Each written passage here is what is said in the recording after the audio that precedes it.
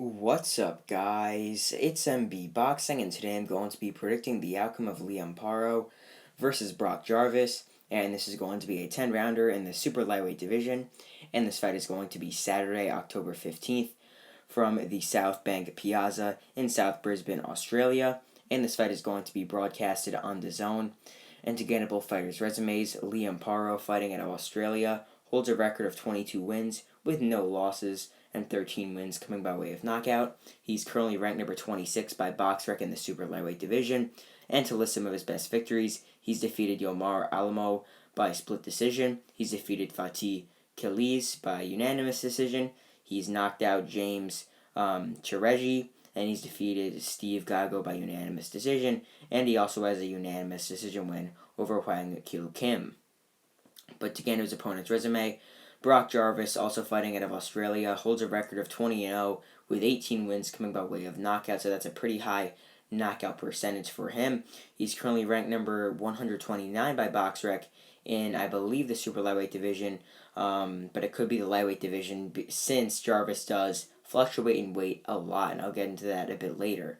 But to list some of his best wins, he's got a knockout win in his first ever first ever fight in the United States, which was over Alejandro Frias Rodriguez, and I'm pretty sure that was in his last fight, but he did get hurt in that fight as well. He also has a knockout win over Nort Beauchamp, and he also has a knockout win over Mark Shalibs. So in my opinion, this fight is a very, very good regional Australian fight between two undefeated up-and-coming guys. Liam Paro is a very good, solid fighter, conventional boxer puncher, while Brock Jarvis is primarily a really a slugger in there, a brawler, likes to come forward and throw his shots in numbers. But the thing is, Brock Jarvis, like I said earlier, I mean, I'm not even 100% sure where BoxRec has him rated because of how many times he moves up in weight and moves down in weight, and just how many times he's just moving around. So Brock Jarvis, when I look at his earlier fights, or when I did leading up to this fight, he was fighting at 115 pounds. Then he was fighting at 118. Then he'd go back down to 115. Then he'd fight at 122. Then 126. And now he's building himself back up. He was fighting at 126. Then he jumped up to 135. And then 130. I mean, it's just all over the place. And now he's going up to 140 for this fight. So really, his weight has been really crazy throughout his career, and he hasn't even really stepped up that much in competition. But in his last fight, when he fought Alejandro Frias Rodriguez, or I'm pretty sure that was his last fight, comment down below if I'm incorrect, he got stunned really, really bad by Rodriguez, and Rodriguez is not a good fighter. I'm going to be 100% honest. He is not a good fighter. And Brock Jarvis, I mean, I guess that just shows his chin. I mean, I'm not saying that Jarvis is a bad fighter. I mean, he just got caught with a pretty good shot. I mean, Jarvis, in his own right, is a solid rising Australian prospect. I know he has 20 fights, but he hasn't really broken through yet, so I think it's safe to still call him a prospect.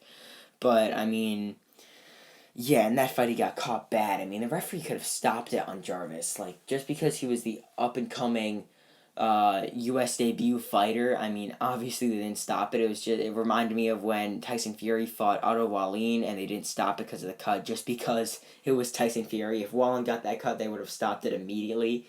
But the thing is, Brock Jarvis was getting hammered on the ropes. I mean, hammered with big shots. His legs were gone, but then he battled back and did knock out Rodriguez a few rounds later, which was actually very solid, showing his heart and showing that he could just bounce back from something like that. So that was good for him. But the thing is, Liam Paro, I mean, himself, he's tasted the canvas before, especially when he fought Yomar Alamo, and that was a very tough fight. And that's really the one key name that he has on his resume. Alamo was a very solid Puerto Rican fighter who was also undefeated going into that fight, and it was a battle of two very solid fighters. So, I mean, that's really a very solid win for him, and he got the job done, getting a split decision, obviously.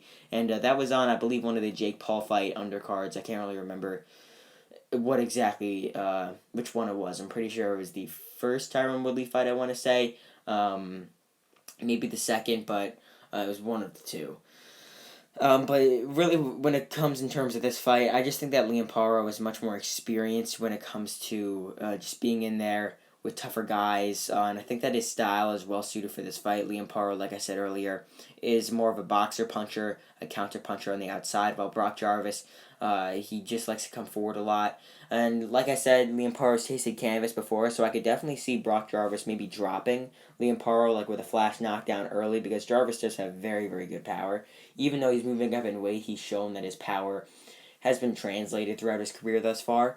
So I think that Paro might get dropped early, but I mean that's definitely like a maybe. Like I could definitely see it happening, but I'm going on the basis that he doesn't. But I just definitely won't be surprised if he does.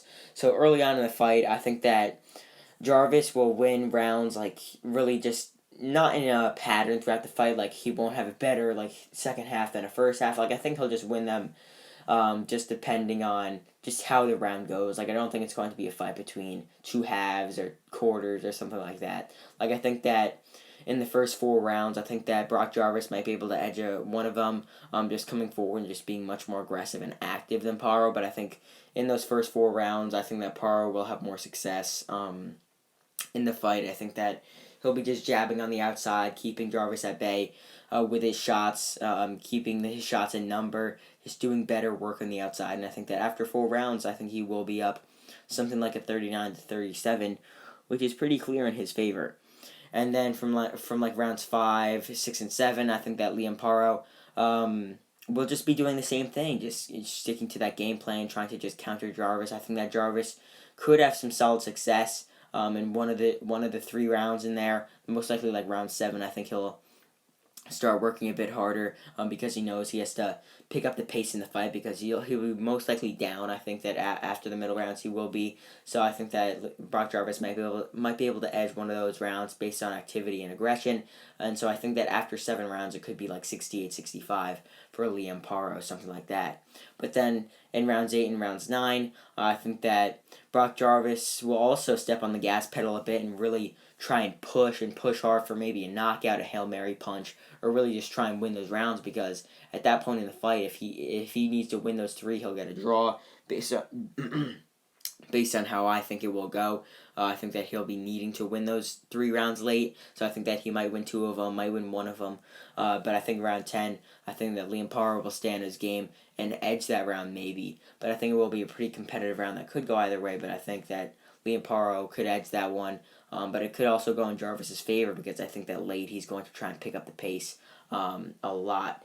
But rounds 8, 9, and 10 I think will be pretty competitive, but I think they'll be mostly fought, I guess you could say, at a better pace for Paro, because I think that Jarvis will be a bit more vulnerable and Paro will be able to land his shots much better. I think that Jarvis will make it very, very close and might edge 2 of those rounds or 1 of those rounds.